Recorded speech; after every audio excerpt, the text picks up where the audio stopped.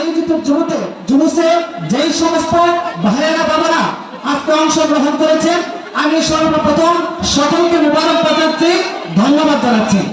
বিশেষ করে আজকে এই মাহফিলটা যে আমরা অংশগ্রহণ করেছি বা সাজিয়েছি বা মিলাদুন নবীর রেলে আমরা আদায় করেছি, আমরা সর্বপ্রথমে জেনে নেই যে ঈদে মিলাদুন নবী সাল্লাল্লাহু আলাইহি ওয়াসাল্লাম এই জুলুস পবিত্র কোরআনের মধ্যে আল্লাহ রাব্বুল আলামিন কোরআন কথা আদেশ করেছেন কিনা এই বিষয়টা জানার দরকার আছে কিনা নাই? আল্লাহ জবান করে বলতে হবে আছে কিনা নাই? আর যদি কোরআনে না থাকে তাহলে আমরা কেন করব? ঠিক কিনা বলেন? যদি হাদিসে না থাকে আমরা কেন করব? ঠিক কিনা বলেন? আমি সর্বপ্রথম আল্লাহর পবিত্র কালাম থেকে একটা আয়াত কারিমা তেলাওয়াত করেছি। অসংখ্য ওলামায়ে কেরাম আছে, যদি আমি মন গড়া ব্যক্তিগতভাবে বলে থাকি তাহলে অবশ্যই ওলামাকে ধরবেন।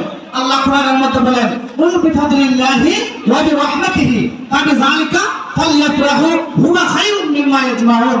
ইয়া রাসূলুল্লাহ, ওগো আমার বন্ধু, আপনি বলে দিন তারা যখন বিফাদলিল্লাহি ওয়া বিরহমাতিহি, তারা ফজল এবং রহমত পাওয়ার পরে তারা যেন আনন্দ করে উল্লাস করে জোরে জোরে বলে সুবহানাল্লাহ। সম্মানিত হাজিরিন, আমরা কোরআন থেকে জানতে পারলাম অসংখ্য ওলামায়ে কেরামগণ তারা তাদের বক্তব্যের মধ্যে আশা করি সেই রেফারেন্সগুলি আপনাদেরকে দিবে। আমরা কোরআন থেকে আমরা জানি পাইছি যে এটা আমরা ব্যক্তিগত মন করে কোনো জুলুস নয়, এটা কোরআনের মধ্যে আল্লাহ পাকের সরাসরি নির্দেশ। ঠিক কিনা বলেন? হাদিস শরীফের মধ্যে আল্লাহর হাবিব সাল্লাল্লাহু আলাইহি ওয়াসাল্লামের একজন প্রিয় সাহাবী হযরত সিদ্দিক আকবর রাদিয়াল্লাহু তাআলা আনহু বলতেছেন, আমি যদি রেফারেন্স দেই বা বিস্তারিত আলোচনা করে অনেক সময় যাবে। সিদ্দিক আকবর রাদিয়াল্লাহু তাআলা আনহু বলতেছেন, যদি কোনো মানুষ, যদি কোনো উম্মত যদি ঈদে মিলাদুন নবীর মাহফিলের মধ্যে, অনুষ্ঠানের মধ্যে, আয়োজনের মধ্যে 1 দিরহাম পরিমাণ টাকা খরচ করে, তাহলে 1 দিরহাম খরচ করে বা 1 টাকা পরিমাণ সে খরচ করে, তাহলে ওই লোকটা আমার সাথে জান্নাতে বন্ধু হয়ে থাকবে। সুবহানাল্লাহ। সম্মানিত হাজিরিন, এই জন্য আমরা জুলুস করি, এটা আমাদের ব্যক্তিগত বানোয়াট মন করা কোনো কিছু নয়, এটা কোরআন হাদিসের ভিত্তিতে আমরা করি। ঠিক কিনা বলেন?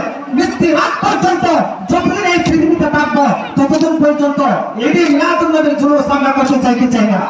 আমরা জবান করে বলেন চাই কি চাই না? সম্মানিত হাজিরিন, যাই হোক, এখানে ওলামায়ে কেরামগণ এলাকা আছেন, অনেকে যার যার বক্তব্য দিবেন।